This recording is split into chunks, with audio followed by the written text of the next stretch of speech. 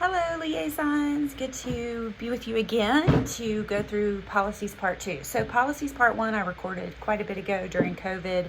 You probably heard some COVID language. Just a note about that. We are, online programs, so we have students all over. Some of them might be still dealing with stringent COVID protocols, and others may not. So, just keep that in mind. I did want to kind of reiterate to the part 1 that we do let students now use their own computers if the agency says it's okay, and they can, it can be confidential. So usually a web-based software program, for example. The exception to that is phones. They cannot give clients their own phone numbers. If agencies ask that, we say, sorry, they can't do that. They need a Google Voice number or something like that. Okay, so safety in the field. Anything that happens in the internship that is safety related, even if it's something like a client was restrained, the student was really surprised, shocked, scared by that, please let me know so we can try to support them in any way that we can. Any kind of safety incidents that have happened, I need to know about. If they fell, if there was any kind of safety compromised, I need to know. That segues very nicely into the Office of Equity, Civil Rights, and Title IX.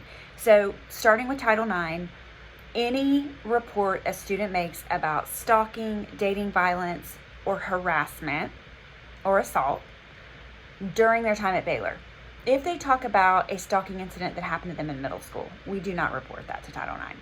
It is a current, while they were students at Baylor. The alleged perpetrator does not have anything to do with Baylor. It just is when the student has been at Baylor and the incident has happened.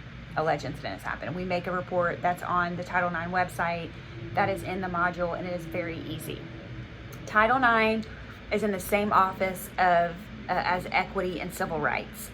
So to that end, if a field instructor makes a racist comment or a homophobic comment, or another person in the agency makes a derogatory remark, and the student is impacted by that, we also report that to Equity, Civil Rights, and Title IX, and that is for support. So lots of liaisons say, hey, my student is nervous that Title IX is going to call the agency.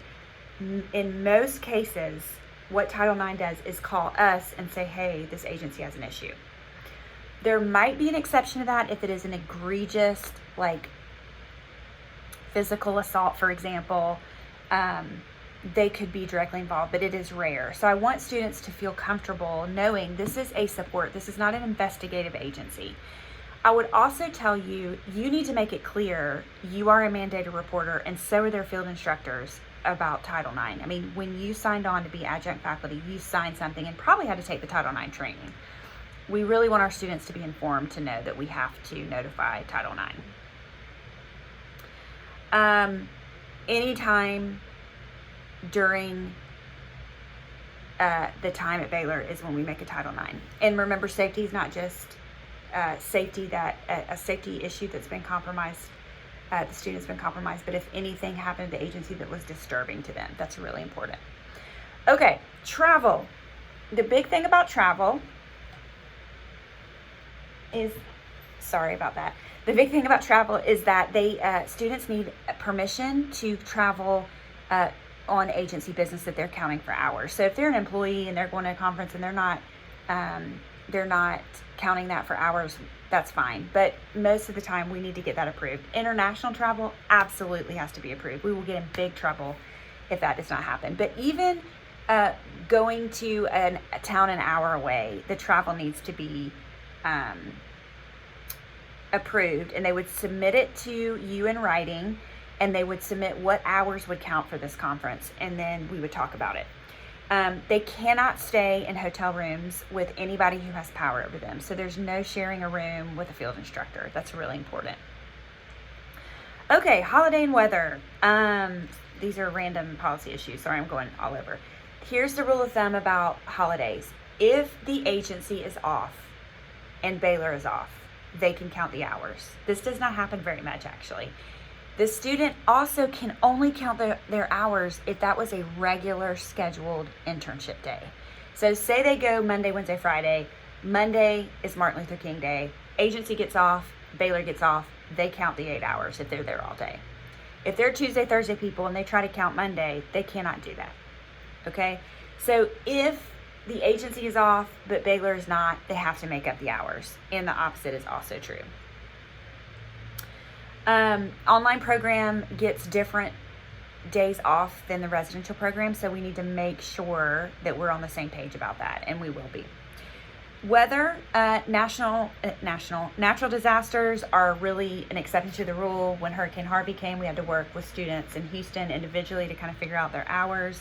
Safety is always first. So if it is snowing and one of your students in Montana and they're saying like, I cannot go, I can hardly get there, they need to stay home and we'll work with them. Okay. All right. Social media. This is in their orientation as well. They cannot post about their agency, even if it's positive. Cannot friend them on Facebook. We really want to model for them that we're not going to friend them on Facebook till after they don't have us anymore. So I suggest they don't friend people at the agency. Other interns, maybe that's okay, but I would just really toe a hard line about social media. We really want to get them into practice on really good boundaries around this. They can't even share agency events. So please make sure they're clear about that. I would suggest that if the agency wants to put the intern's picture on the website, which I actually just saw an agency website that had our intern's picture, I would highly suggest that the intern gives permission for that, and hopefully the agency would ask for permission. So that is social media. Basically just really toe the line and hard boundaries on that. We want to model that. And then any other incidents in the field, like I had a liaison tell me last week, hey, my student fainted, she's fine, she was at the field site when it happened. That's the kind of stuff I just need to know. We may not do anything about it, but I really would rather be over-informed. So that's part 2, policies. You will have heard some of this in the students' orientation in the async.